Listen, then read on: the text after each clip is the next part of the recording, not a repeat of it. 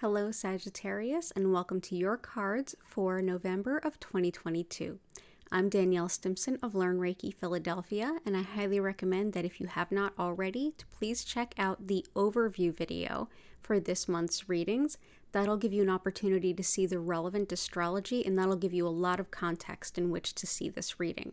I also highly recommend that you check out your sun, moon, and rising sign for a more complete view of your month ahead. So without any further ado, here are your cards. Okay, so we start off the month of November for you with the Queen of Swords. This is the card that represents the focus of the month. The Queen of Swords showed up in both reverse and straight up positions. The Queen of Swords is very much mental and intellect, which is everything that the swords embody. And essentially, what happens here is she is like the manager of the mental area.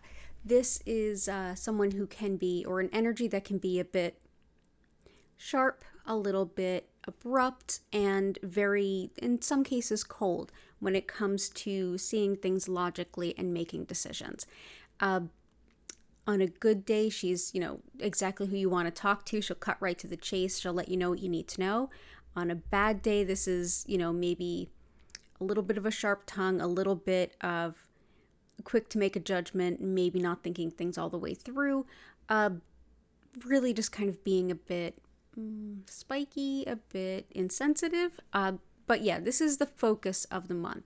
It's a little bit of both. I think it's going to be embodying both of like cutting to the chase and seeing things logically, but not being so bound up in the logic that you separate it from what's going on in your heart and your emotions and the emotions of others. So that's the focus card. Kind of getting through everything with some logic while also not completely discounting feelings would be the summary. The card that represents where you find yourself at the beginning of the month, your starting point. It's the Four of Cups in reverse. This is quite a good card. This shows that you recently have come to some new realizations about yourself and even the world around you and your place in it. This is like a new way of doing things, a new way of being open, and new ideas, new ideals. You've discovered something about yourself, even possibly unlearned something that makes you feel a bit excited for the future and moving forward now that you have this new awareness and this new perspective. That moves us on to the challenge.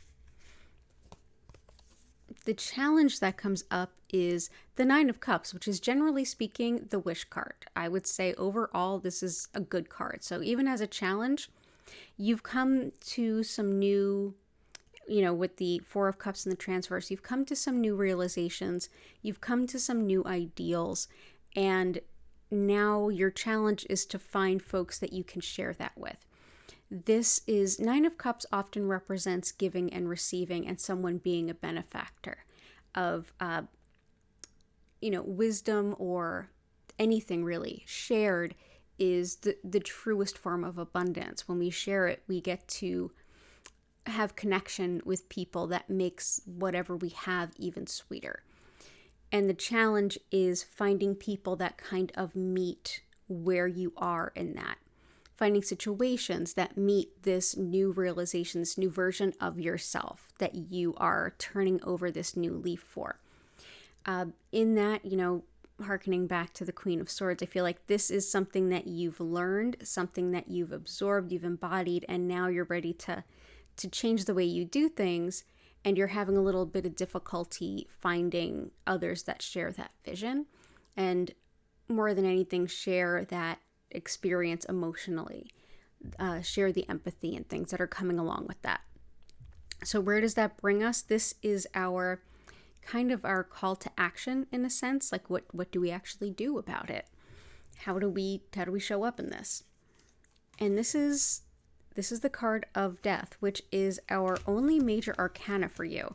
So this is the way forward. What are you doing with this? Death is not necessarily a bad card. This is a card of endings and beginnings. We have to end things so that we can move forward. The death card, particularly here in this, okay, now what do we do with it, really shows to me that there's going to be a lot of endings. This new realization that you've come to, this new perspective that you have, it's giving you the opportunity to say, like, okay, there really are some things that I need to like rip out by the roots, and there are some things that I'm going to have to move on from, and to accept this new direction that I feel inclined to go in. That's going to mean the bitter side of the bittersweet of letting go, even of things that really once filled your heart. At the end of the day, we get the card that kind of wraps this all up in a bow. And it's the guidance from your guides. It's the whispers from your guides, your spirit guides. If they could write you a card or a note or a letter about what to do and what's going on, what would be in it? And this card is the Knight of Wands. And the sense that I get from him, because he does embody quite a bit of things, but the first thing I saw when I thought when I saw him was one of his attributes, almost like someone showing up in an uprising, a riot, some kind of demonstration, but he's carrying something that he's about to throw, and there's the image of flames kind of there, and wands are very much like flame oriented or fire oriented. There's I get the sense of like, okay, burn it down. If it's not going to serve me, I'm going to burn it down. And that's a big part of what motivates him. He's moving forward to create that change. Knights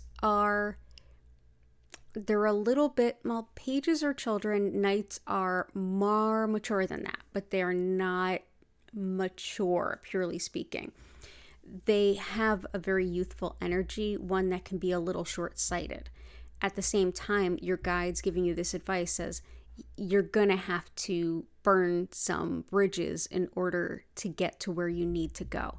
So that death card, I feel like, portends to you sort of putting things on the line at times and saying, it's this or it's that. This isn't serving any longer. This needs to end.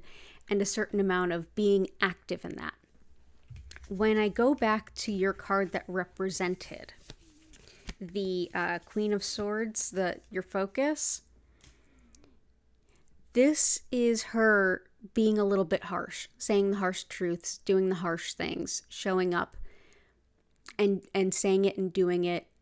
There are definitely going to be times when you need to be more compassionate and have emotional empathy, but there are times when the Queen of Swords needs to just lay it down and say, this is what needs to happen. This is what I need to do. This is what's going on. So I feel like knowing when to use that sword would be to your greatest benefit. But at the end of the day, you're going to have to undo some things to make space for what you want to focus on in the future and for your path going forward.